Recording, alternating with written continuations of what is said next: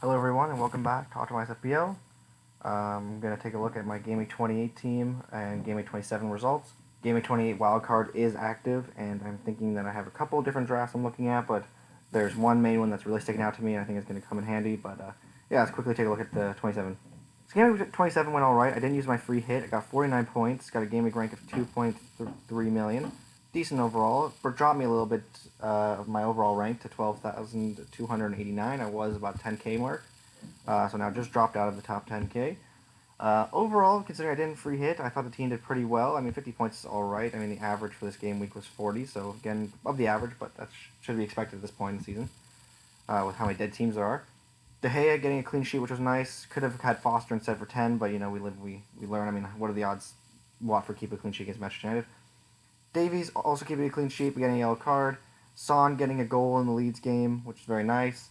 The Burnley trio doing absolutely nothing. Me coming off injured randomly in like the 40th minute, which was very unfortunate. Weghorst getting no points at all. Actually getting a yellow card at one point, so losing us a point, which was really awesome. We love to see that from our double game workers, getting 3 points from 2 games. So yeah, pretty frustrating there. Pretty unhappy I didn't captain Son. That was one of my thoughts last week. Cancelo also doing quite well, getting 9 points in his game, which I was quite happy about. Bowen just doing nothing, same as Rafinha. Jimenez coming off the bench randomly, which I thought was pretty crazy. I thought he was definitely nailed in that Wolves team, but I guess not. He can easily be benched. But yeah, overall, decent game week. 50 points, like I said. Could be worse, could be better. I guess technically 49. The real fun comes when we look at game week 28, because that is when I've wild-carded. I've gotten almost all of these players out of my team. I have an almost entirely new team.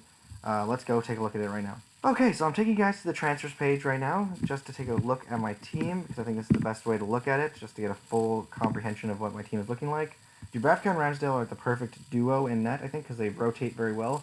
This game week, going to play Dubravka in his double. Next week, you play Ramsdale. If I want to play the bench boost next week, I can play it because I have Dubravka playing 2 games next week as well. So having a double game week in goal is very nice. It makes it a lot easier to play it if I do decide to play it. So right now, I'm holding certain players because of value on their players and potential rise in value. So Rudiger is staying in the team, Robertson staying in the team, Trent Alexander-Arnold staying in the team. Now, Cody might be staying in the team. That really depends on the price rises tonight. I know I'm hoping a little bit too much for price rises, but Cody is staying in the team. Seiss is coming out. And he is coming, and who's coming in is James. James coming in for him. So as you can see, I don't have the money for that, but we'll get to that in a second. Rafinha staying in the team, has double this week or next week, can't remember which one, I'm pretty sure it's this week. Salah staying in the team as well. Son actually coming out of the team, if it's not too surprising. Son is coming out of the team for someone that we might not fully expect. He's not on the first page of players for points. It's Martinelli coming in. I think his double in game week 29 is a pretty good one, so I thought he could be a great option for his price. I mean, he's nailed at 5.3. I mean, I guess he's not fully nailed, but very close to nailed. We got Coutinho at 7.3. Got him in before the price rise, which I was very happy about. I think he's a good long-term option to hold. Kulusevski. I'm quite excited about the Spurs attack. I think they've been doing quite well in attack. I don't want to go anywhere near the defense. I think their double is pretty decent. And they got lots of game 3 range still, so I think that having a couple Spurs players is the go-to move. I brought in Chris Wood. I was thinking about saying Alan St. Maximin, but I just think that Chris Wood is a better option just because he plays 90 minutes almost every single game, and he's due for a goal eventually. He hasn't scored since like game week 12, I think. So he's due for a Newcastle goal. So and he's on penalties, so I'm hoping that he can get break his duck. Here's where I'm hoping to God that prices do what they say they're going to do. So if I quickly pull up the price change predictor page, if it loads, we have Jimenez right at the top right now at 102.9. So he's supposed to rise tonight. So the concept behind my thoughts is if Jimenez rises, I will have the money to do what I want to do. Because I don't want Jimenez for the double. I don't think that he's good enough to keep, especially when he's been benched. And I think that somebody's just getting into form, which is Harry Kane. I think Harry Kane's a perfect option for next game week.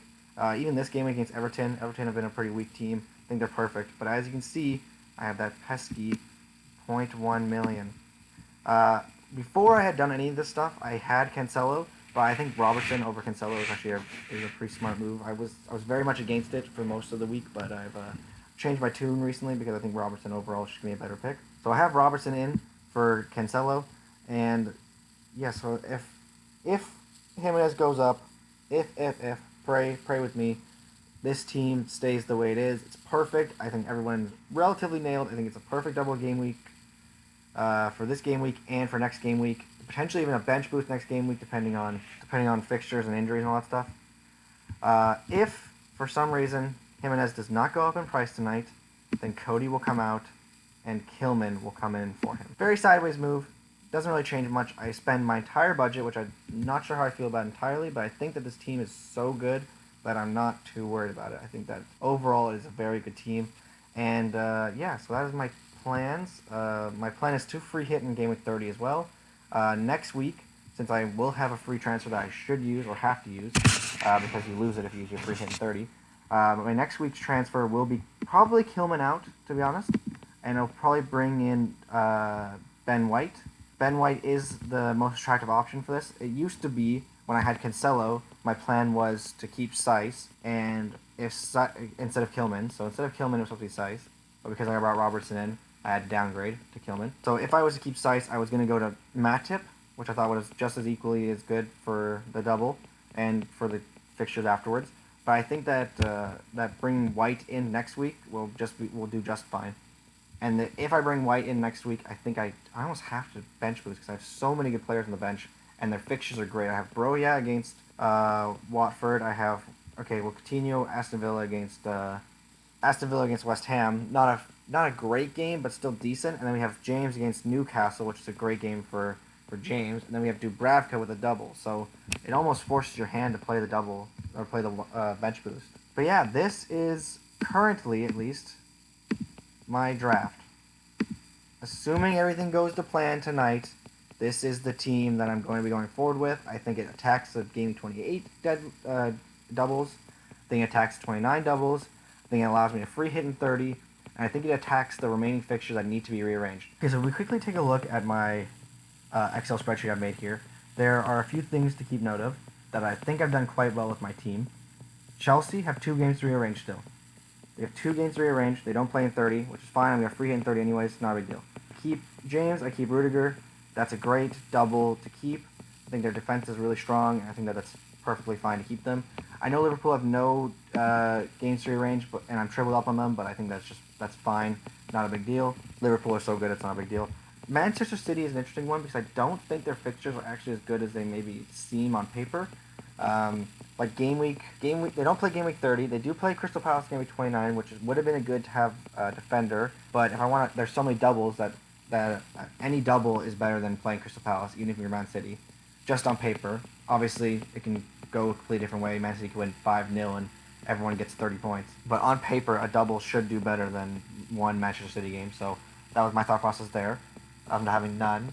And then game week 30, they don't play. Game week 31, they play, but they play Burnley. But the reason I got rid of Cancelo for Robertson is because although Man City played Burnley, Liverpool played Watford, which is almost equal, if not Watford or worse than Burnley, especially defensively. So I thought that was an easy one. Then 32, they play each other, Liverpool and Manchester City. So if you're gonna have a benching headache, it's the same for either one of them. And then game week 33, I want to free hit again. So really, I don't need a Manchester City player until game week 34, and then at that point, you just drop Robertson, bring in Cancelo. That was my thought process there, anyways. Pretty long tangent. Aston Villa have 1 game to rearrange still. They don't have great fixtures though, so maybe keep Coutinho, but also very easy to move them on for somebody else. Burnley have 2 games to rearrange still. Their fixtures are okay, and Whitehurst has done all right. I mean, he got 1 goal, and everyone went ballistic. So maybe you get rid of Wood and you bring in Whitehurst because Newcastle now have no games to rearrange. Spurs have 1 game to rearrange. You just keep Kane and Kulusevski. Pretty easy there. Arsenal have 2 games to rearrange still, so I do have Ramsdale and Martinelli. So with my transfer now, it will be either Cody or Kilman to White. So I'll triple up on Arsenal, which will be perfect because they have lots of games to rearrange, and they also have great defense and attacking stats right now. Everton is an interesting one. I don't love really any of their players. And maybe if DCL comes back, you could try to downgrade somebody and bring St. Maximin in, or bring in DCL for Wood, Bring in DCL for Wood, but overall, I don't really love Everton.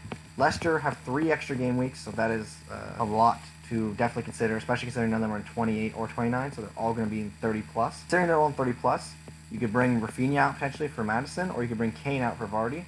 Kane to Vardy would be great because you have a lot of team value there, but we'll have to see how that goes. And the only other team that has games left to rearrange, and this is Norwich. You maybe bring Bury out for Pookie, but that's a very luxury move. We'll see how that goes. Yeah, overall, that's my thought process for this game week for game week 29, or 28, and 29, and 30. 31 to 38, I haven't really fully comprehended or considered. I have a rough idea of what I'm going to do, but nothing too set in stone.